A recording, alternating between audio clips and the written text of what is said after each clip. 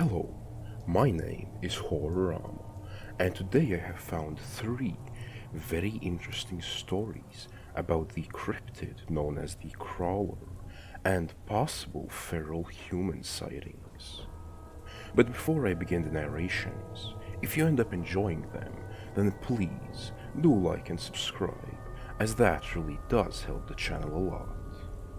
But without any further ado, let's get right into the narrations. The first story has been submitted by user Sailing Cartoonist.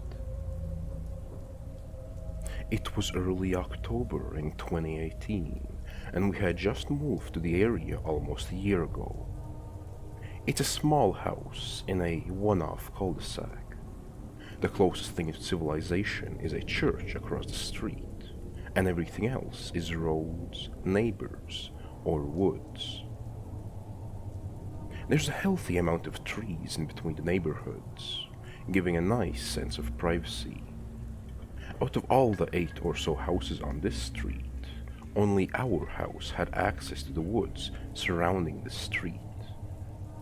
My mother was ecstatic about the house, as she always enjoyed the woods. I, however, always got a creepy feeling from them, but figured it was just my anxiety.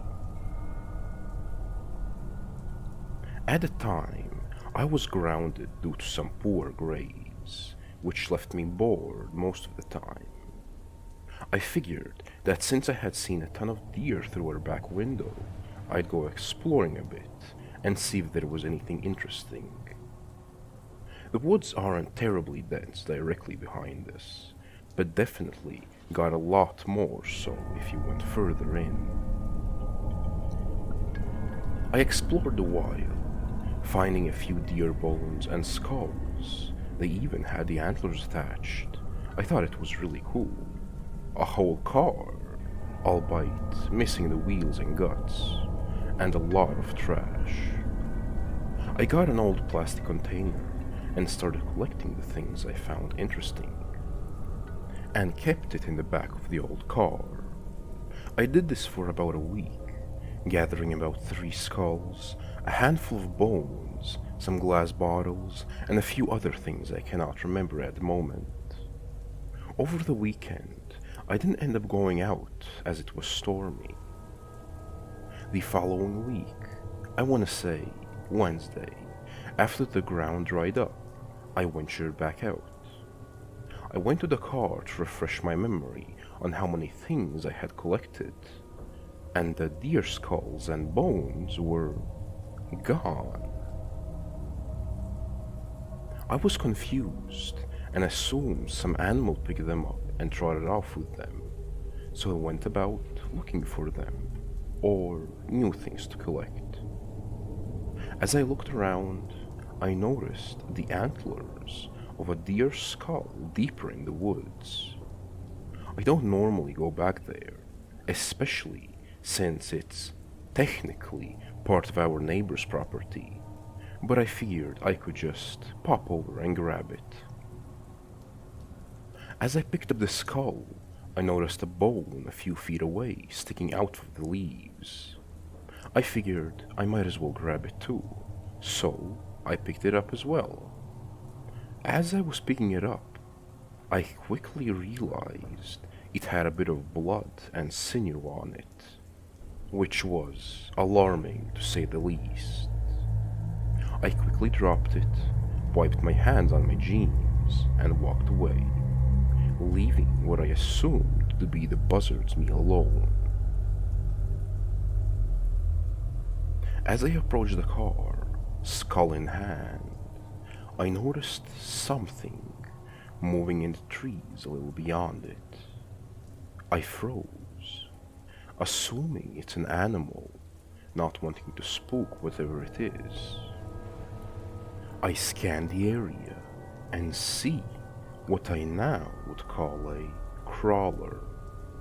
A little past the car, eyes trained on me, near white skin, skinny to the point I swear I could see its ribs, naked hunched over, almost full black eyes, the whole 9 yards. As soon as I make eye contact with it, it runs off before I can really react. After that, I went inside, and I honestly don't go into the woods back there anymore. Not to mention that someone bought the extra property back there and decided to build a house there. That creature is their problem now. Recently, after seeing a string of similar encounters, I was reminded of the incident, and I figured that I would investigate it a little more.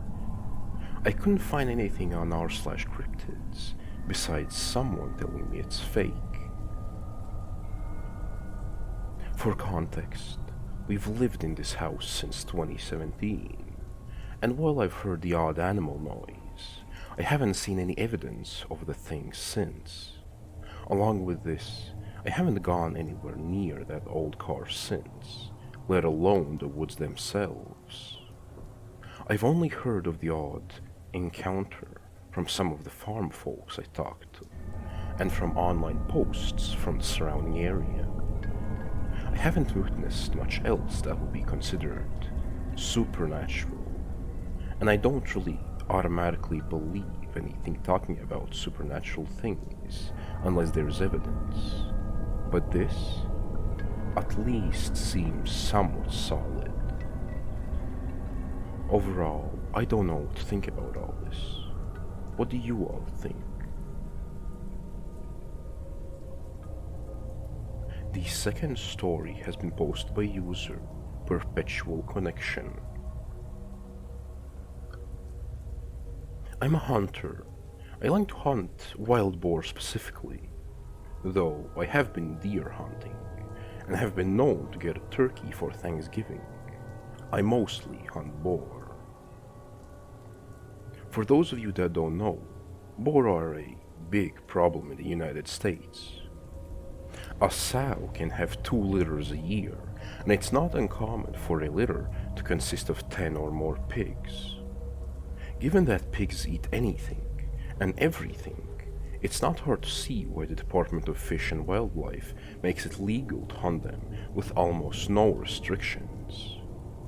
In my state, it's illegal to hunt most large mammals with night or thermal vision scopes, with the exception of boar and coyote. I'd been saving for a year, mostly fun money. It's hard to explain to your wife that a scope that costs literally twice as much as the rifle I was mounting it on was worth it. But I did it. I took it to a range and sighted it in. There was an area that was peppered with boar activity that I knew would be perfect for a night hunt.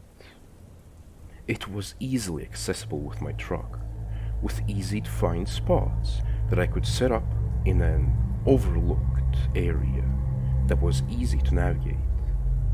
The night started uneventful, mostly me tinkering with my new toy, cycling through the settings. I was a little impatient. I'd spotted multiple deer, but they were out of season, and like I mentioned earlier, my current setup wasn't legal for deer. I moved to another spot that I'd seen days earlier, that, to be honest, probably wasn't much better than my first, but it gave me something to do and a new angle to look around with my new scope. After an hour or so of glassing the area, it dawned on me.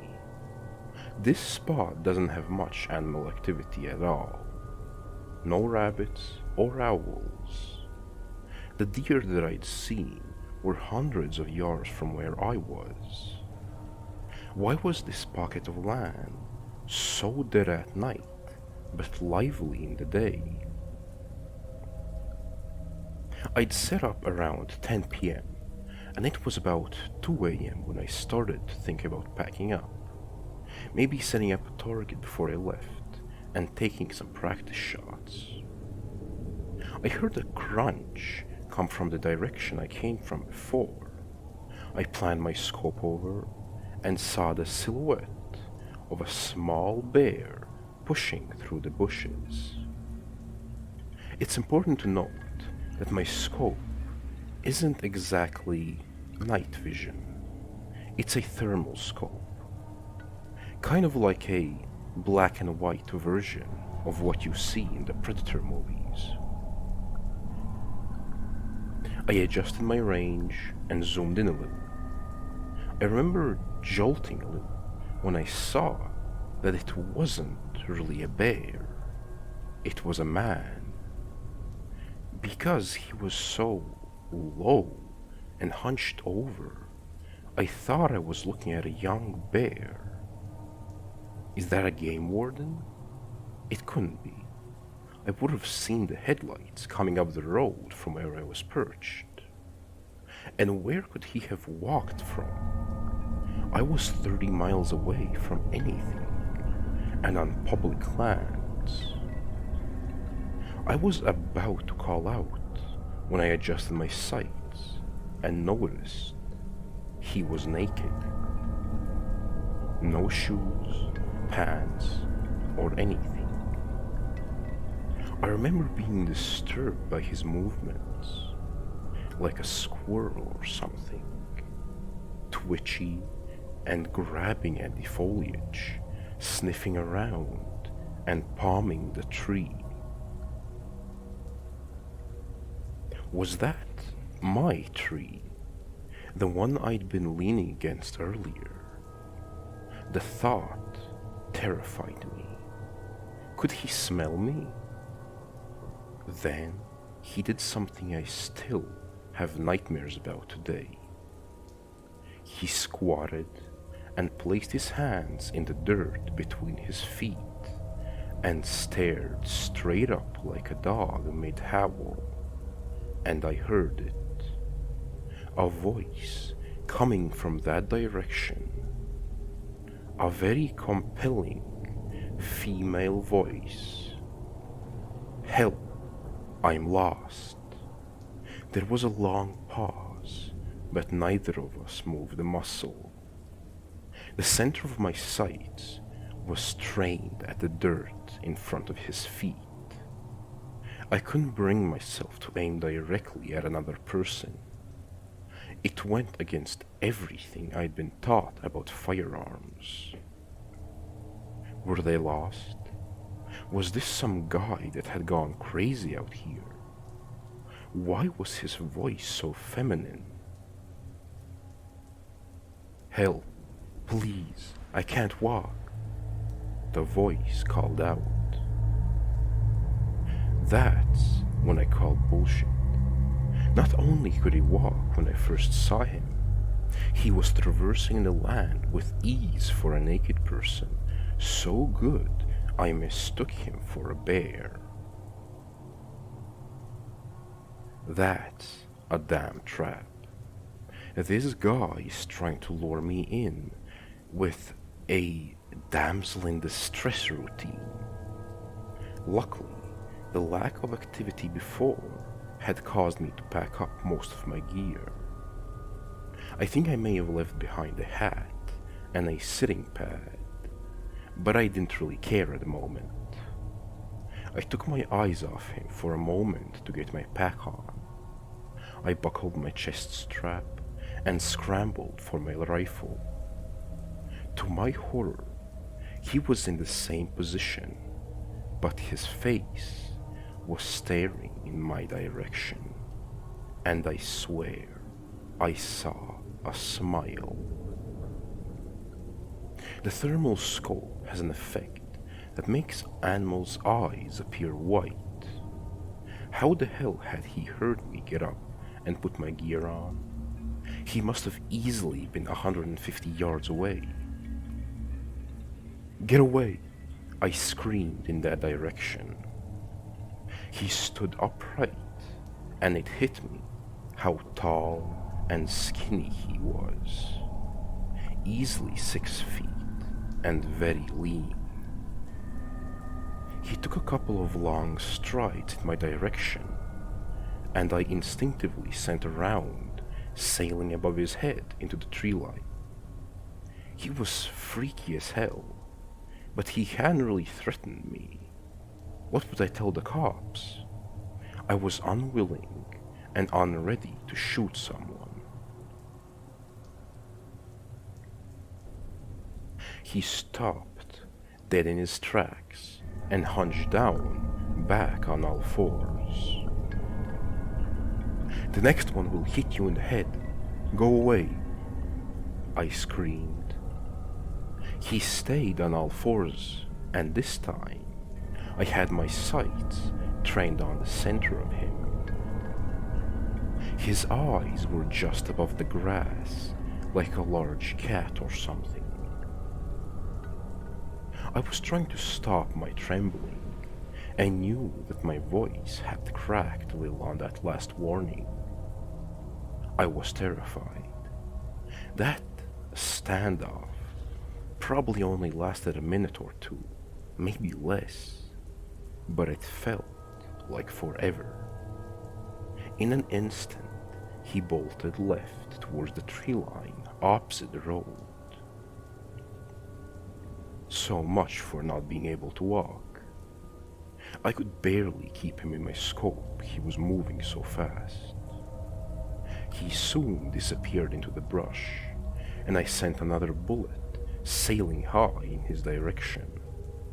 I racked another round and tried to pocket that mag and swap for a fresh one, but I dropped it and didn't bother looking for it. I wasn't far from my truck, and I wanted to get out of there. I could hear him in the distance, yelling in this weird sound that could have been a laugh or a cry. I scrambled up the trail and arrived at my truck breathless. I tossed my gear into the cab, but kept the rifle in the passenger seat and sped off. For the longest time, I told that story from the perspective of having spotted some deranged crackhead living off the land like some kind of caveman. I reported it to Fish and Game, but all they did was scold me for hunting at night alone. I never received an update. It wasn't until I told this story at a camping trip that my nephew told me about wendigos, rakes, and skinwalkers. My story scared the piss out of him because the spot we were camping was technically the same forest I'd seen the creature, just 50 miles east of it. He was so spooked that his mom, my cousin, had to take him home. She was really pissed. I've gone down the rabbit hole of these scary stories. I'm not saying what I saw definitely was a wendigo or a skinwalker or something. I'm saying if such a thing exists, I may have dodged quite a bullet that night.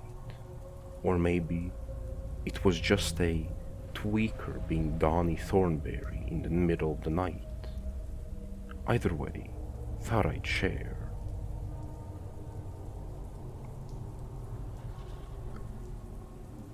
The third story has been posted by user Toadstool Dickens. When I was a kid, I lived in Clinton, Tennessee. Both parents worked full-time, so I was often sent over to stay with my grandparents, who had a plot of land in the vicinity of, but not right in, Mosheim, near Greenville. Both of them had been in East Tennessee for their entire lives, and in that area for a good many years. They had been established at their home for some decades before the story, and remained there a good time after. Recently, I had reason to return to that area after having spent the majority of my adult life in Minnesota. Being in and around the area Driving the same roads made me reminiscent about my lazy summer days tucked away at my grandparents'. Learning to shoot on the same 22 which my grandpa had taught mom, feeding fish at a neighborhood stock pond, or spotting deer and bears with binoculars from the back porch. When I relayed this to my mom, she in turn told me a story about a time I scared my grandpa half to death, then lied about hanging out with Bigfoot. At first, I had no idea what she was on about. Then, I remembered exactly what happened with startling clarity. A new context given by the experience adulthood provides. And no, this is not about Bigfoot. Before we start, some information about my grandparents' land. Their house was on a small hill surrounded by grass lawn. The lawn gave way to a smallish hayfield, then the woodline. Those woods lasted for a good half-mile to either side of the home, and a good several miles to the back. I hated the hayfield because it was too pokey to play in, but liked to hang out in a creek that ran behind it. To get there, I would walk to the edge of the property, just in the woodline to avoid the hay. While at my grandparents', the only rules were that I stay where I could see the house, so the house could see me. I was to take a whistle with me anywhere I went. I didn't take the whistle, seeing it as a badge of my regrettably young age. And the best part of the creek was out of sight of the house. That was the only stretch where it got deeper than my knees, and thus the only part where I could swim.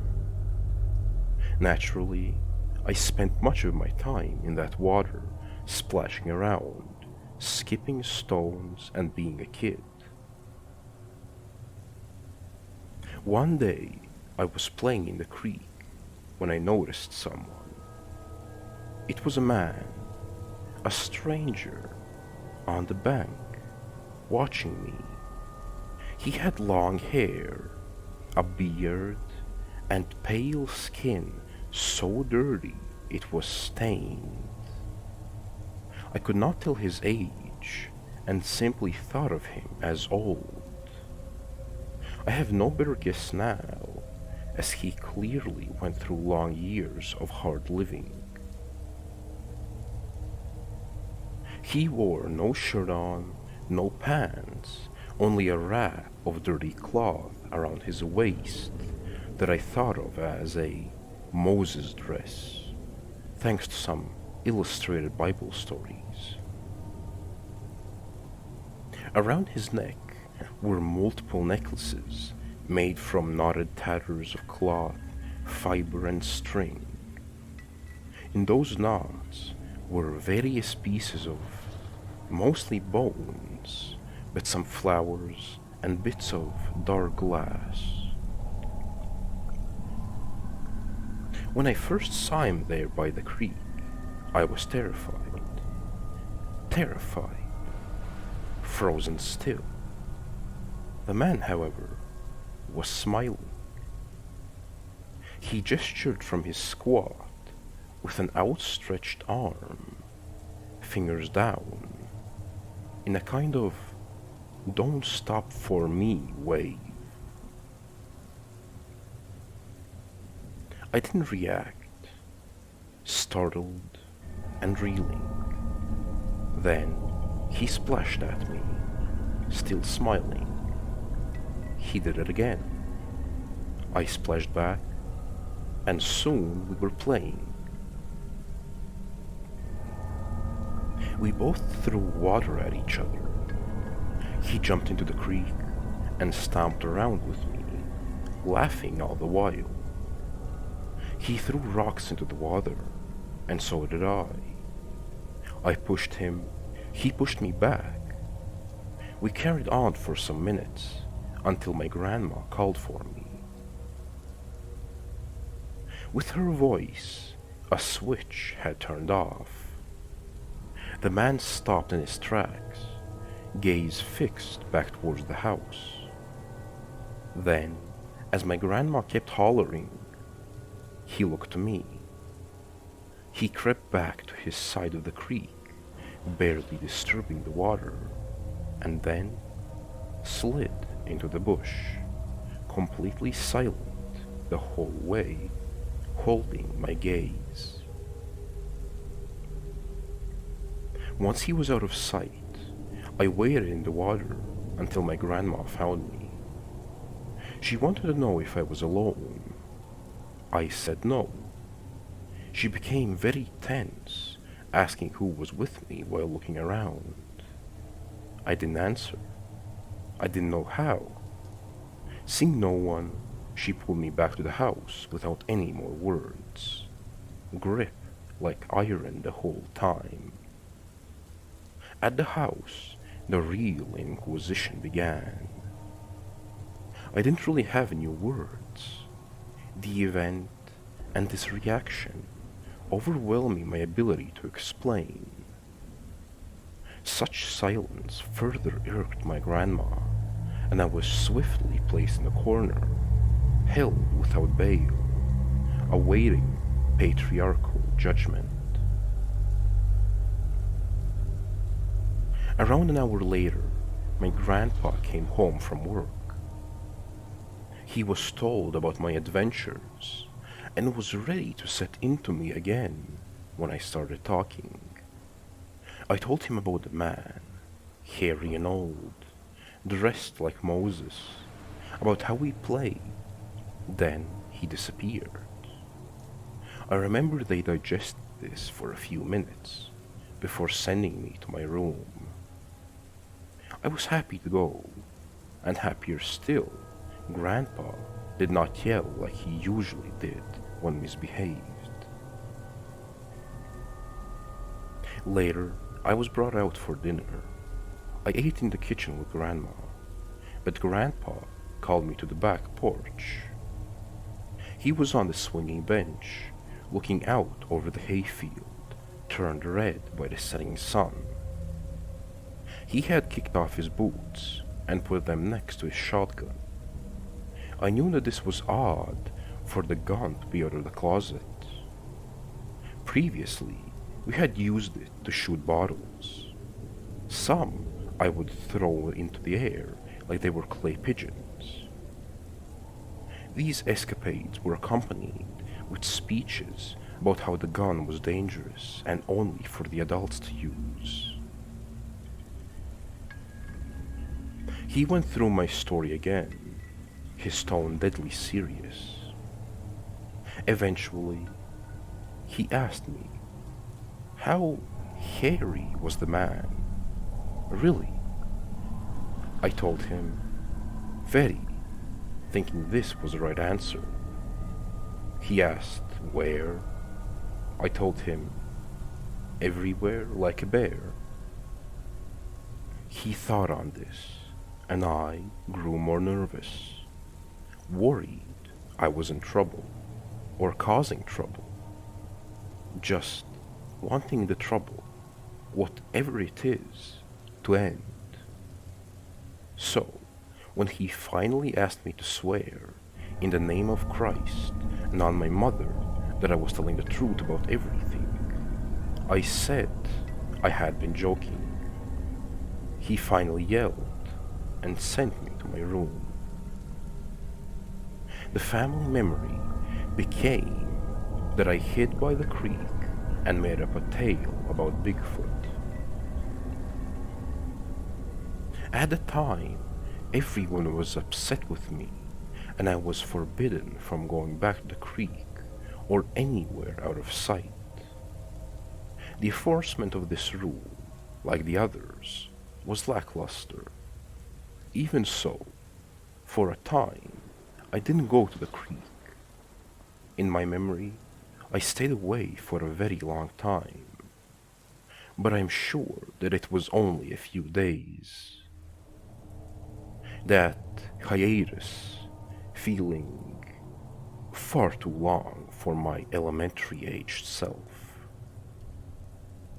When I did start going back to the creek, I took a bucket of toys, mostly Godzilla, and a thick stick plucked from the wood line on the way.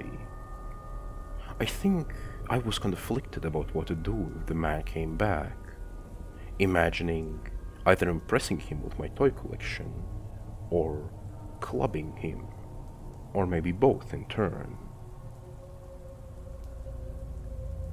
When he did show back up, he appeared next to me as I dozed under a tree on my side of the creek. I was once again gripped with terror. He was not smiling, his face expressionless as he lurked beside me, having watched for who knows how long before I smelled him. I scrambled away, leaving behind my stick and toys, coming to my feet a yard out. I stood in the sun while the man watched me from the shade. Eventually, he crouched and started to look through my bucket. I remember becoming indignant as he examined my toys one by one, only to toss them into the dirt. It became too much, and I started to lecture the man, telling him about how he got me in trouble, how he was a weirdo, how he stank. At some point he stopped looking through my things and calmly watched my tirade. Face still neutral, eyes analytic. Once I had concluded my lecture, I sat back under the tree to pout, having become hot in the sun. I remember the man made a noise, a grinding kind of snort, and when I looked over at him, he was chuckling while he inspected the last few figures in my bucket. I wanted to laugh too, but was more determined to stay sullen. Once everything was out of the bucket, he put one figure, Ghidorah, back into the bucket. He then stood to his hunched fullest, took the bucket by its handle, and began to make his way into the woods. I stayed by the tree until he turned, said something, not a word I knew or know, and gestured with a forward sweep of his hand. At first I didn't comply, despite knowing he wanted me to follow. After a few moments he yipped, clicked his teeth, and gestured again, more emphatically. With this further prompt, I did get up and come along, the man making approving noises and putting on his smile again. We went into the woods. The man led, but he was naturally quicker and quieter, making it hard to keep up. Eventually, he would stop when he lost me, knocking on trees with sticks and whistling so that I might find him in the vegetation. He never came back for me, opting instead to guide me forward with the noises. I became lost, having only a vague sense of my grandparents' place behind me. After some time, maybe 15 minutes, we came to a halt. The man had me wait there, indicated by patting in the ground, before going into the tree line alone. He returned from a different direction, pulling a sled. It was made from half of a discarded plastic drum and lined with small pelts and a smooth bark. On the back half, there rested The fly-covered carcasses, squirrels, opossums, and other critters, savaged beyond recognition. On the pulling end, woven pouches were tied into place on it by the same electric cordage that made the man's necklaces. He put my bucket on the sled and tossed Ghidorah in a pouch. He then called me closer with a noise and beckoning wave. I saw the sled's pouches held many odds and ends, dried salamanders, mushrooms, metal bits, glass fragments. From one that man pulled a square made from bound together sticks, just big enough to slip over my wrist. From another he pulled a piece of fool's gold and a small shard of a geode crushed with a bit of purple crystal. He then handed these to me with an air of business and a few more utterings of nonsense. He then patted the group for me to sit again. I did so without much bewilderment, understanding we had traded the same as exchanging Pokemon cards at recess. I did not much miss Ghidorah anyways, as he was a bad guy. The bucket, however, was a loss. In retrospect, I think Ghidorah was chosen because its dull gold scales resembled something valuable. The bucket for its obvious ability to hold things. The man came back and gestured for me to follow by slapping his thigh.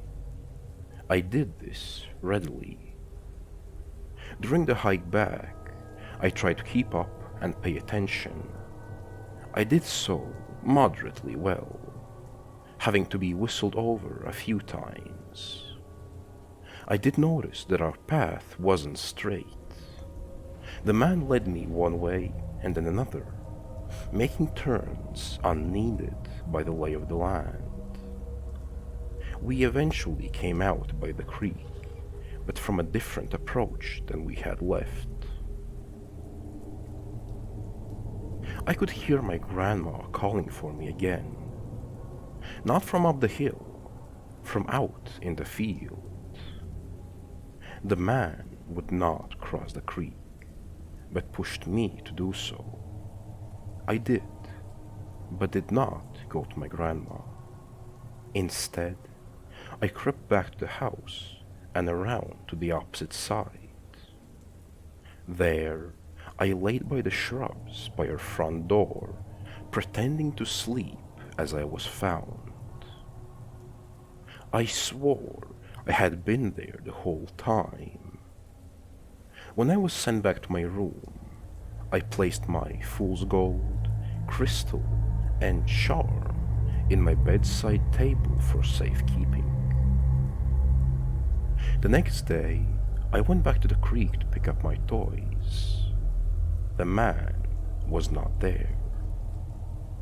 However, throughout that summer, he did visit me again, to sit under the tree, or throw rocks at the water, or yammer softly to himself.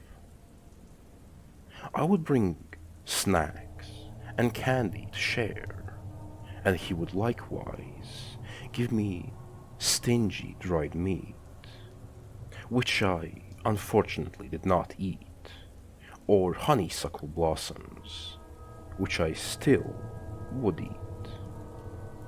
Taken from my old bucket, he seldom visited long, and never splashed and whooped like he did on that first meeting. At this point, you may be wondering why I posted to Backwoods Creepy, and not Backwoods Weird but Wholesome, I guess. Well, there are two more occasions I wanted to account. One gruesome, one awful. The eventful one occurred near the 4th of July. I had brought 2 boxes of bang snaps to the creek. The man was initially wary of the fireworks, but quickly came to appreciate their miniature pyrotechnics. He took the box I gave him gratefully, even taking the empty box, likely for the wood shavings, which are an excellent tinder. During the use of the bang snaps, I had scared a turtle into the water, and to the opposite bank. It sat there, watching us from the far shore. The man, after stowing the bang snaps in the bucket, noticed the turtle. With little thought, he scooped up a smooth stone and threw it with force and accuracy into the turtle. He then waddled over to retrieve the slider, which struggled meekly in his grasp, one leg knocked clean off. On my side of the river, he took from the bucket a new piece of stone. One side was rounded and fit in his hand. The other came to a flinty cutting edge. Working with deft experience, the man began chopping the live turtle above its neck, pulling up on the shell top. The thing struggled and bled as it was bisected, the dome eventually coming free. The turtle dropped to mingle its viscera with dirt and sand. The man rinsed the shell in the river and then offered it to me. In wordless horror, I ran. That evening, I came back to shuffle the dead turtle into the flowing waters of the creek. The shell itself was nowhere to be found. This experience did not deter me from going to the creek or the man visiting again.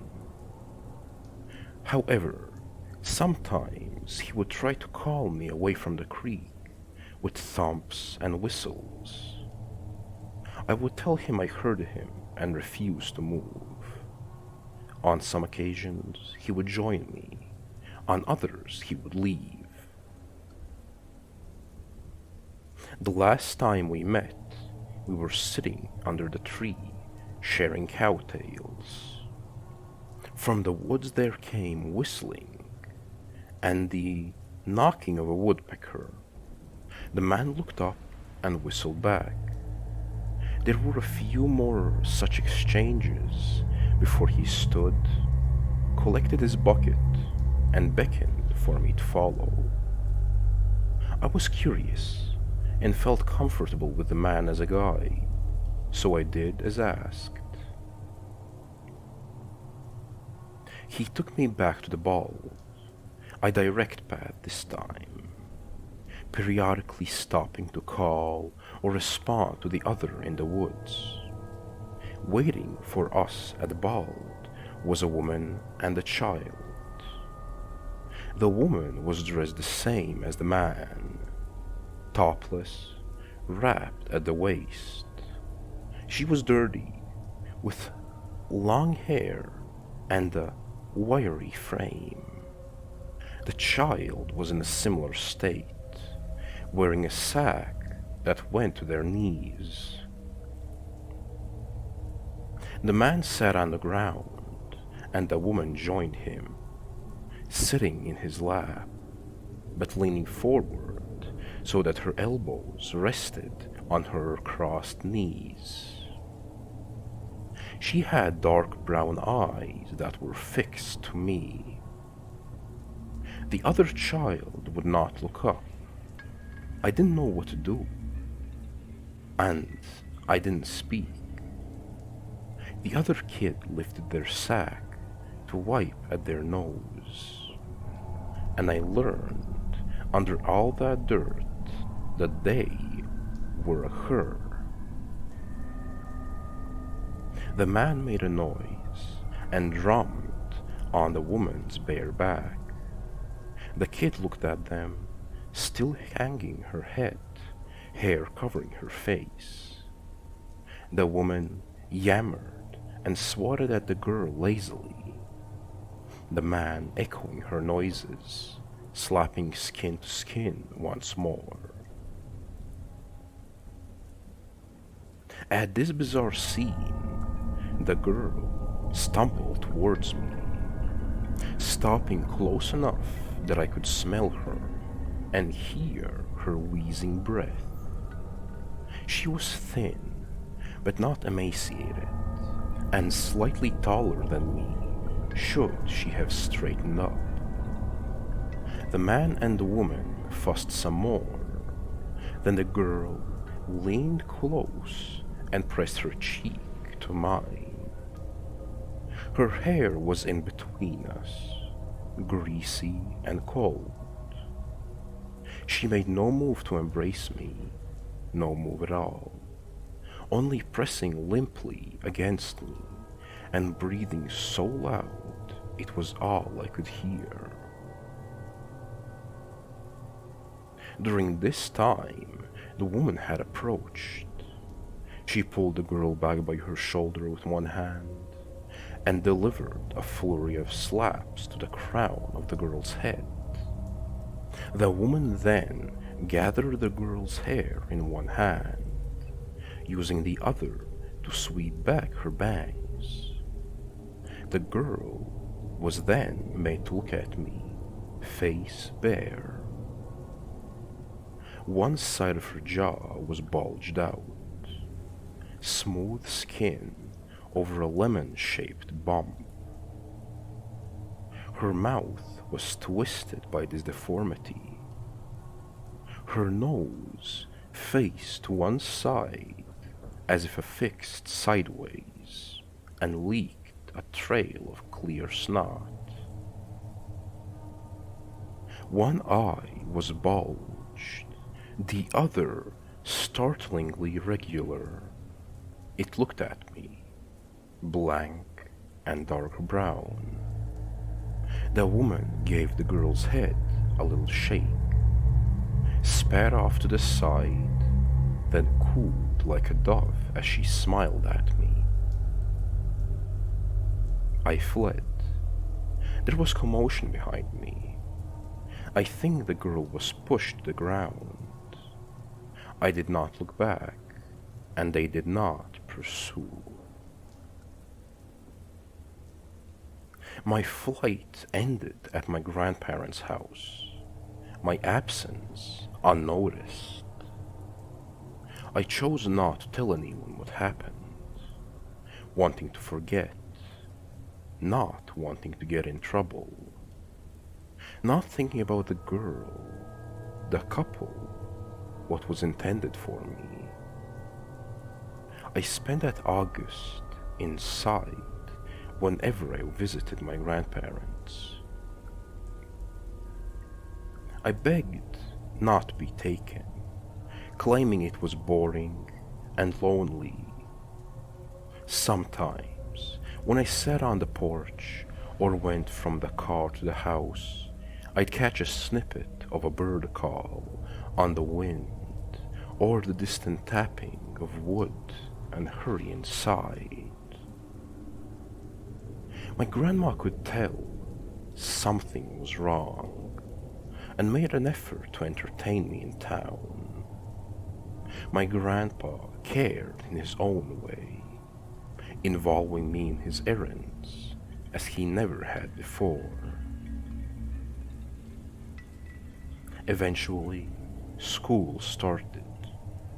Classes and friends eased me away from thoughts of the dirty man or the people in the clearing. Time did the rest.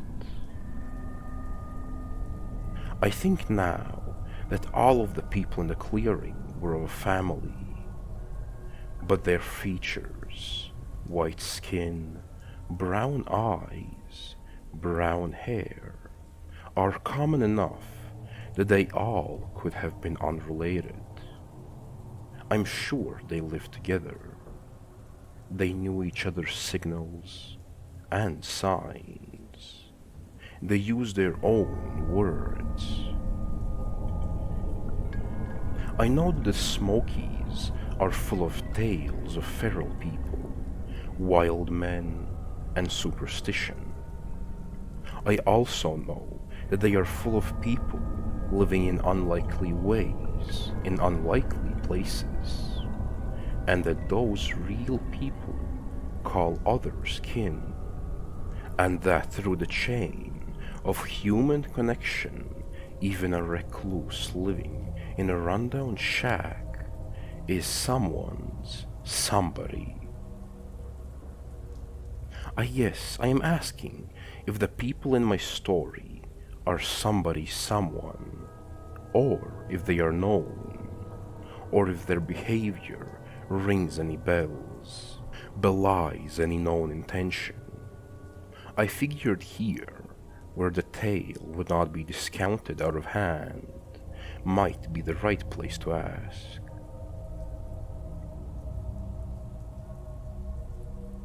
The Crawler, a strange cryptic creature spotted consistently across the world, with sightings dating back hundreds of years. While it is quite hard to believe in such a creature, it is very strange that numerous cultures that have had no interaction with each other created the same myth with nearly identical descriptions of it.